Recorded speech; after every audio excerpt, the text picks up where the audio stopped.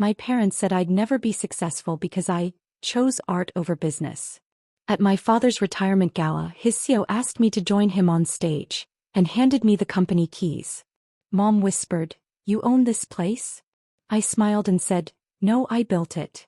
"You're not built for success," my father said, standing in front of a room full of his colleagues. "She chose painting over profit." Laughter followed, polite but pointed. I stood near the back, clutching my sketchbook, pretending not to hear. My mother didn't defend me. She just smiled tightly and changed the subject. That night, I packed my things and left without saying goodbye. I was 19 when I turned down the business internship my father had arranged. It wasn't just any internship. It was with one of the top firms in the city, the same place he'd spent decades building his name. He'd printed the paperwork, highlighted the benefits, even booked me a meeting with the director. I didn't go. Instead, I walked into the admissions office of a visual arts program and signed my name with shaky hands and a steady heart. The fallout was swift. My father didn't speak to me for 2 weeks. My mother cried quietly in the kitchen, whispering to relatives that I was going through a phase. My brother joked that I'd end up painting murals in diners. At family dinners, I was invisible. My father stopped introducing me to his colleagues. My mother stopped asking about my classes. I smiled through it all, but inside I was collecting every word like fuel. I moved into a tiny studio above a bakery. The walls were cracked, the windows fogged, and the floor sloped slightly to the left. But it was mine. It smelled like sugar and yeast, and every morning I woke up to the sound of bread being kneaded downstairs. I painted every day. I sold pieces at weekend markets. I taught art to kids in the neighborhood who couldn't afford lessons. I lived off instant noodles and hope. No one from my family visited. But strangers did. And they saw me. One afternoon, a woman named Carla walked into my studio and bought 3 paintings. She hung them in her cafe, and within a week I had 5 new commissions. A man named Jordan asked me to paint a mural in his daughter's bedroom. Word spread. My work started showing up in places I'd never imagined. Cafes, bookstores, even a yoga studio. I wasn't famous. But I was seen. Then came the call that changed everything. A local tech startup had seen my mural in Carla's cafe and wanted me to design their new office space. I said yes. I spent 2 weeks sketching, painting, and climbing ladders. The final piece was a burst of color and movement. A story of growth, risk, and imagination. It went viral. Photos were shared. Articles were written. Suddenly, I was getting calls, not just from artists but from executives. They wanted color. They wanted story. And I knew how to give it to them. I didn't tell my family. I didn't post about it. I just kept working. I started consulting, quietly, intentionally. I built a small team of creatives who believed in the power of visual storytelling. We designed spaces, campaigns, and brand identities. I reinvested every dollar. I didn't chase awards. I chased impact. One day, I walked past my father's office building. I looked up at the glass windows, wondering if he'd ever seen my name in the articles. If he'd ever recognized my work in the lobby of the companies he admired. I didn't stop. I didn't go in. I just kept walking. There was a moment late one night when I sat alone in my studio, surrounded by sketches and invoices. I looked at a photo of myself at 19, standing outside the art school with my acceptance letter. I remembered the fear, the doubt, the silence. And I whispered, "You were right to leave." I didn't need their approval. I needed my own. And I had it. I didn't look back as I stepped off the stage. The box in my hand felt heavier than it should have. Small, polished, but loaded with everything they never believed I could carry. I could feel the eyes on me, some curious, some stunned, and a few, like my father's, still trying to make sense of what had just happened. I walked slowly toward my table, the sound of my heels muffled by the thick carpet. My mother reached for my hand as I passed. Her grip was soft, hesitant. "You own this place?" she whispered, her voice barely audible over the hum of the crowd. I leaned in, close enough that only she could hear. "No," I said, "I built it." She didn't respond. Her eyes followed me as I sat down, her expression unreadable. I placed the box gently on the table and folded my hands in my lap. I didn't touch my drink. I didn't speak. I just sat there, letting the moment settle. The gala continued around me, speeches, laughter, clinking glasses, but I was somewhere else entirely. I watched my father from across the room. He stood stiffly near the stage, his smile gone, his posture rigid. The CEO had returned to his seat, chatting with a few board members, occasionally glancing in my direction with a quiet nod. I hadn't planned for this. I'd come to the gala out of obligation, not ambition. My mother's voice on the phone had been softer than usual, almost pleading. It would mean a lot to him, she'd said. I didn't believe that. But I believed it meant something to her. I'd bought the dress the day before. Black, simple, no embellishments. I didn't want to stand out. I just wanted to be present. I arrived alone, parked 3 blocks away, and walked in without fanfare. The ballroom was grand, filled with people who'd spent their lives in suits and strategy. I recognized faces. Men who once told me I was too emotional for business. Women who smiled politely but never invited me to the table.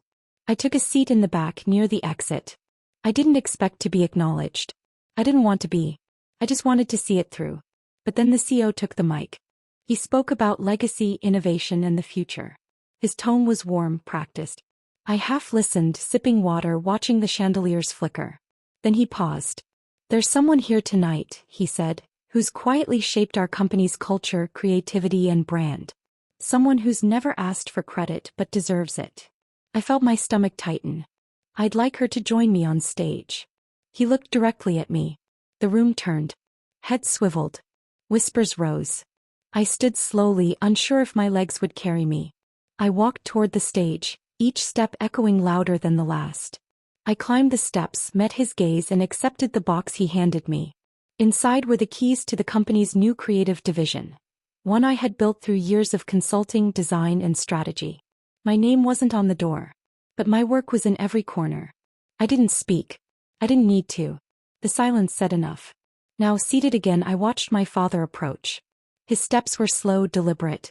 He stopped beside my table, looked down at the box, then at me. You did this? He asked. I nodded. He didn't sit. He didn't smile. He just stared, as if trying to reconcile the daughter he remembered with the woman in front of him. I didn't know, he said. I know, I replied. He opened his mouth, then closed it. After a moment he turned and walked away. I didn't follow. Later, as the gala wound down, people began approaching me. Colleagues, executives, even a few strangers. They offered congratulations, asked questions, shared stories. One woman said, I've been following your work for years. I didn't know it was you. I smiled. Most people didn't. My mother came over, her expression softer now. She sat beside me, took my hand, and said, I'm sorry. I looked at her. For what?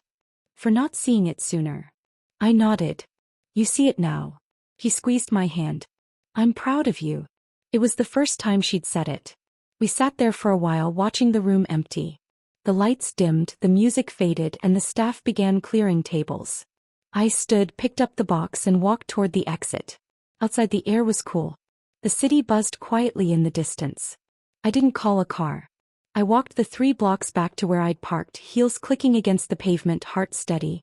I placed the box on the passenger seat, started the engine, and drove home. That night I didn't sleep. I sat by the window watching the skyline, thinking about everything that had led to that moment. The years of silence. The studio above the bakery. The murals. The meetings.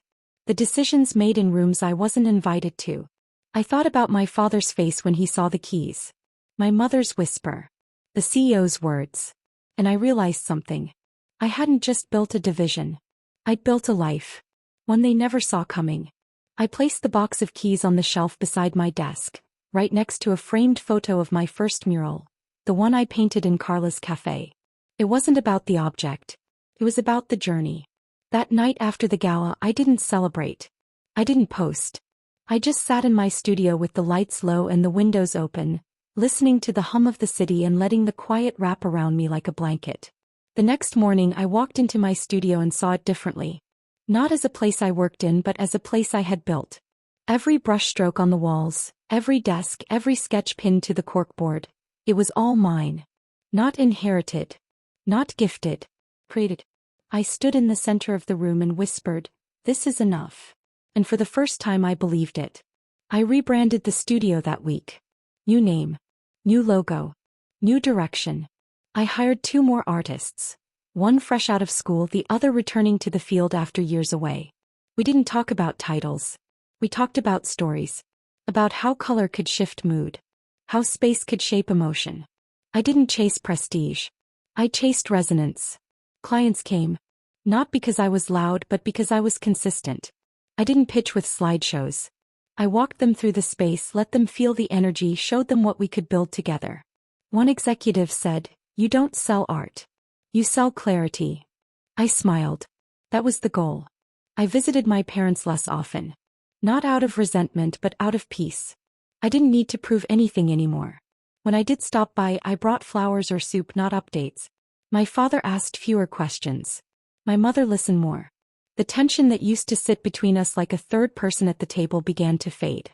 It wasn't replaced by warmth, not yet, but by something quieter. Respect. One afternoon I sat with my mother in her garden. She was pruning roses, her hands gentle but firm. She looked up and said, "You seem lighter." I nodded. I stopped waiting. She didn't ask what I meant. She just smiled and kept trimming. I started a mentorship program that fall. Nothing formal.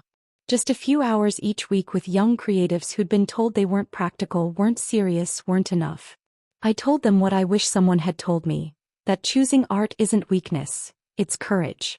That building something from nothing is the most practical thing you can do. One of my ments, a shy girl named Lila, showed me her sketchbook filled with portraits of people she'd never met. I asked her why. She said, "Because I imagine what they need to hear." I told her to keep drawing. 6 months later, she launched a small business designing custom cards for people going through hard times. Her first client was a hospice center. Their wins felt like mine. Then one quiet Tuesday, my father walked into my studio unannounced. He didn't call. He didn't knock. He just stepped inside, looked around, and said, "I was in the area." I offered him coffee. He declined. He walked through the halls, paused at a mural of a woman standing in the rain, and said, "You built something real." I nodded. Yes. He didn't apologize. He didn't explain. He didn't need to. That sentence was enough. It was the first time he saw me, not as a daughter who disappointed him, but as a person who had done something he couldn't. After he left, I sat at my desk and stared at the mural. I remembered painting it during a thunderstorm, the windows rattling, my fingers stained with blue. I'd been heartbroken that day.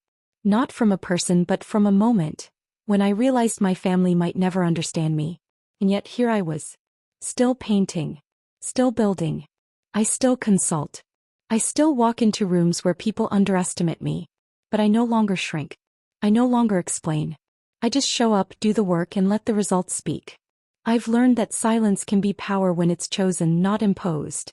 One evening I attended a networking event. A man asked what I did. I said, "I help companies tell their story through space and design." He asked, "So you're a decorator?" I smiled. "No. I'm a strategist with a paintbrush." He laughed. I didn't. I handed him my card and walked away. I still paint. Not for clients. For myself. Late at night, when the city is quiet and the studio is still, I pull out a canvas and let my hands move. I don't plan. I don't sketch. I just feel. It's the part of me that no one owns. The part that started it all. I didn't own their world. I built my own. And it's enough.